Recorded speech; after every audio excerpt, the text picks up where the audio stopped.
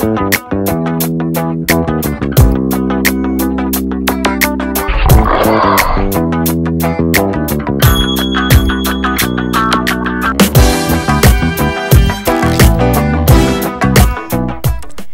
queens, dueling wigs, and a soldier with a secret brought a gale of laughter to the Cox Lewis Theater.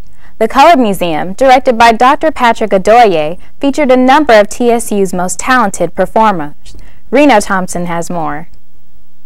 Tonight in the Cox Lewis Theater will be a showing of the Color Museum, one of Tennessee State University's highly anticipated plays of this season. Director Dr. Adoye speaks.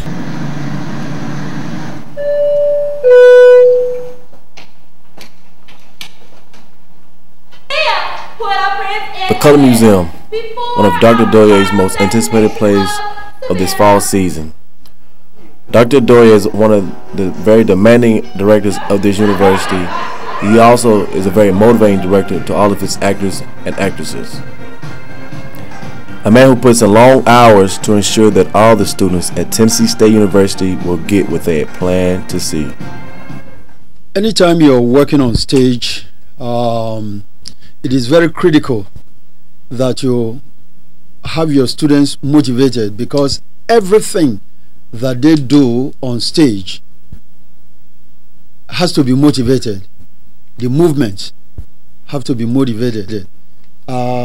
Even what they say, everything has to be motivated. She could have stayed home and drink Kool-Aid.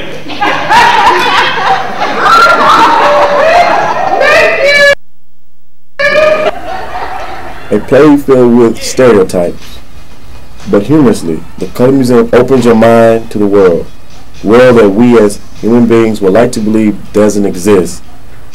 Filled with an array of characters, the Color Museum asks African Americans to define who they are. At the Cox Lewis Theater for Tiger News, reporting at the Color Museum, this is Reno Thompson. Look for the next production, The Me Nobody Knows, in January. With all of the expected mothers walking around campus, help is available at the university. Our own Tasha Rogers reports. Everybody, including the students, were surprised. They thought I was not going to come back to school. They didn't understand why I was even at school. You can't help but to notice the number of pregnant students on campus. Queen Washington houses the on-campus health facility. If you are pregnant, the staff gives you general prenatal information, but refers you to an off-campus physician. Treatment is not given at the facility because one of the objectives is to prevent pregnancy. The most important thing is abstinence. With abstinence, you don't have to worry about venereal disease. You don't have to worry about unplanned pregnancies. And you can totally focus on what you came here for, and that's to get educated. On-campus pregnancy is not a new issue, but if you are expecting, there is counseling available for you, as well as information on pregnancy prevention. Depending on their insurance coverage, or if they do not have any insurance, we then refer them to different health sources in the community to make certain that they get adequate treatment. The means in which the medical staff promote prevention is by issuing literature and condoms. Female students are not the only ones affected by pregnancy. Although the male's appearance isn't physically altered, they still endure many of the challenges as expectant mothers. With me playing football and going to school, that's just like having a job. And what I consider that is like I'm going out and trying to work for my family. Students who give birth during the school year can continue their educational goals with few stumbling blocks. The teachers were all surprised. They encouraged me to keep going. If I needed any extra time, they were willing to give it to me.